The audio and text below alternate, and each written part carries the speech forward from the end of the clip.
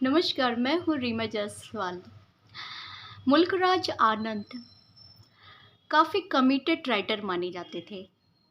ये short stories भी लिखते थे, साथ में एसेस्ट भी थे और इन्हें अच्छा क्रिटिक भी कहा गया है। मुल्कराज आनंद जब छोटे थे तो इन्होंने फ्रीडम में भी पार्टिसिपेट किया था, गांधीयन मूवमेंट में। और जहाँ पर इन्हें जेल भी जाना पड़ा था। फिर लेटर ऑन इन्होंने बहुत सी चीज़ों को देखा, समझा और मुल्कराज आनंद जी ने एक बहुत ही फेमस अनटचेबल जो कि 1935 में आई थी। इस फिक्शन में या कह सकते हैं इस नॉवेल में उन्होंने बहुत ही अच्छा एक तरह से चित्रण दिखाया इंडियन सोसाइटी, जहाँ पर काफ़ी हद तक अनटचेबिलिटी फैली हुई थी।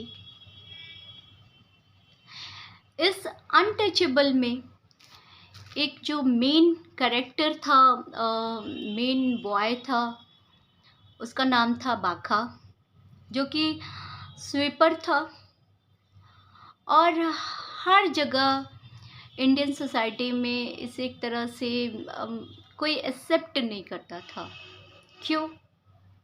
क्योंकि वो एक लोअर कास्ट से आता था और उस टाइम काफ़ी ज़्यादा हायर कास्ट के लोग लोअर कास्ट के पीपल के ऊपर ये सारी अनटचेबिलिटी, छुआछूत मानते थे। जहाँ पर हम देखेंगे इस नॉवेल में अनटचेबल में मुल्कराज आनंद जी ने वेस्टर्न और यूरोपियन दोनों कल्चर को दिखाने की कोशिश की है। मीन्स अल्प माउंटेन्स एंड हिमालयंस माउंटेन दोनों को उन्होंने एक तरह से अपनी इस नॉवेल में डिपिक्ट करने का कोशिश किया है। यहाँ पर मुल्कराज आनंद जी अपने मेन कैरेक्टर बाखा के द्वारा सोसाइटी को दिखाते हैं, जहाँ पर सोशल चेंज की बात होती है। एक तरह से ये होता है कि बदलाव आएगा सोसाइटी में। ऐसा कौन सोचता था? जो बाखा था वो सोचता था कि चेंजेस आएंगे, मतलब जो हम आज जी रहे हैं तो कल हमें इससे बेटर एक तरह से सोसाइटी मिलेगी, सोसाइटी हमें एक्सेप्ट करेगी। ये सारी चीज़ें थी।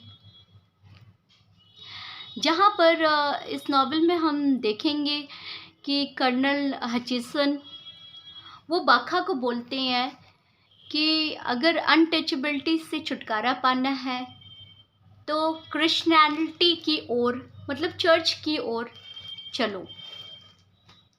फिर यहाँ पर हम सेकंड इसमें देखते हैं गांधी जी के बारे में, जहाँ पर बाखा गांधी जी को देखता है, समझता है। गांधी जी कहते हैं कि हमें ये जो अनटचेबिलिटी तभी हम एक तरह से रिमूव कर सकते हैं, हटा सकते हैं सोसाइटी से, जब तक हम सभी लोगों को इक्वल ना समझें। मतलब सारे इंडियंस जो हैं वो सभी बराबर हैं। जब तक हम इस फीलिंग्स को अपने मन में नहीं लाएंगे तब तक हम अनटचेबिलिटी को नहीं हटा सकते हैं। उसी तरह तीसरी जो लास्ट मतलब इस नॉवेल में बात होती है, कुछ मॉडर्निस्ट पोएट होते हैं जो कि कहते हैं कि अनटचेबिलिटी से आने वाले समय में छुटकारा मिल जाएगा, क्योंकि फ्लश सिस्टम बहुत ही जल्द आएगा कि किसी को भी एक तरह से किसी का बर्डन अपने कंधे पे नहीं उठाना पड़ेगा। मुल्कराज आनंद जी की अनटचेबल